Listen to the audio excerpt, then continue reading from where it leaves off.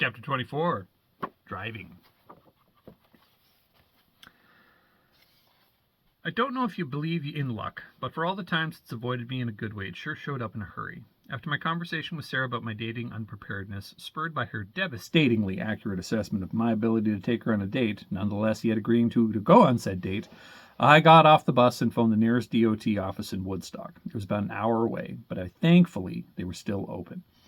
After listening to all the menus and options, I finally got a human being on the other line and told them of my unique situation and the need of a license. Not the part where a really cute girl I wanted to take out and kiss again to take to prom, just the boring Ontario stuff.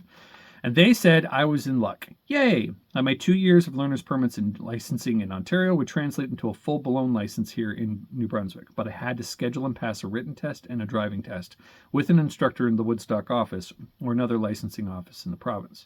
I asked them when the available time slots were, and they said the following Thursday. Perfect. I booked both tests an hour apart and wholesale planned on skipping school and hitchhiking to Woodstock if need be to get this done. I just hung up the phone when Mom got home. Mom, can I drive to Sean's house? I asked before her coat hit the coat rack. Hello, son, she said sarcastically loud. I did have a great day at work. Thanks for asking. Sorry, Mom, I just wanted to swing by his place and study for a bit, I said. An hour before supper on a school night?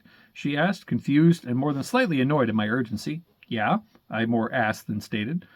I had my suspicions that her mom powers could see through my BS and knew something was up. Fine, but you're going to go you're going to go to the gas station in town afterwards and fill my car up on your way back, she said. Thanks, Mom, I said, quickly kissing her on the cheek and grabbing the keys from her hand. Love you. Bye. I closed the door and hopped into Mom's Subaru and then gripped the wheel with anticipation. I had driven a few times before, but the kids around here were almost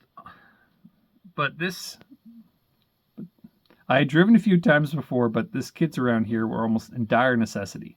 They got their licenses to escape the crippling distance of rural life it imposed on the average teenager. This was different, though.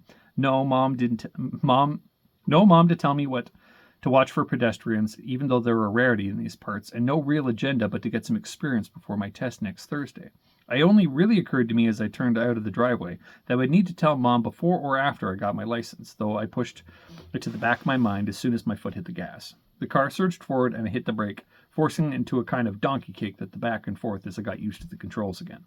I drove down the winding road past Sarah's house and past the church towards Jay's and then Sean's, not bothering to actually stop. I kept driving to the small gas station in Peyton. The town was weirdly quiet, but then again, I saw it at peak traffic hours when the bus ride to school. I stopped at the gas station, pulled up to the pumps, instinctively grabbing my wallet to pay for the gas at the pump. Standing before me, though, was an analog gas pump. I hadn't seen these before, and I hadn't used one, even though I knew the pump and had never used one. I knew enough that the pump I was at didn't have the three options of regular, premium, and diesel. So I looked down the line of pumps and figured out that I was at the premium pump. Waited until the patron using the regular was done, and then moved Mom's car up and fumbled at the pump until I could get it working. Positive that the clerks at the store were laughing at me the whole time. It's one thing to be foreign in another country, but Canada is big enough that you can feel like a tourist with a 12-hour drive in any given direction. I walked inside, paid, and while I was figuring out if I should keep the receipt or not for Mom, I heard a voice call my name from behind me. Hi, Chris, a girl's voice said.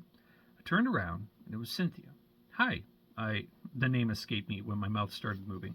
Cynthia, I said. More of a question to make sure my mouth was still working. Yeah, she said. Sarah told me about you. Didn't know you had a car. Well, it's my mom's, but I get to use it, I said. I didn't know how to have this conversation. I mean, she was a part of the reason my ribs still hurt a bit while I laughed, but she seemed nice. That's handy, she said. We took turns not knowing how to look or how to end the conversation, and I bit the bullet and said, I gotta go, and left. I'd never talked with her before, but Sarah was right. She was nice, and I couldn't fathom the kind of BS and lies that must have been fed to her to still want to date Tony. I got in the car and drove home with the intent and plan of telling Mom about my driver's license idea and scheduled test. I got into the driveway and realized that wasn't going to be the case. Chapter 24. Hope you guys liked it. Check the description for links to the books at Amazon, and we'll talk to you guys soon.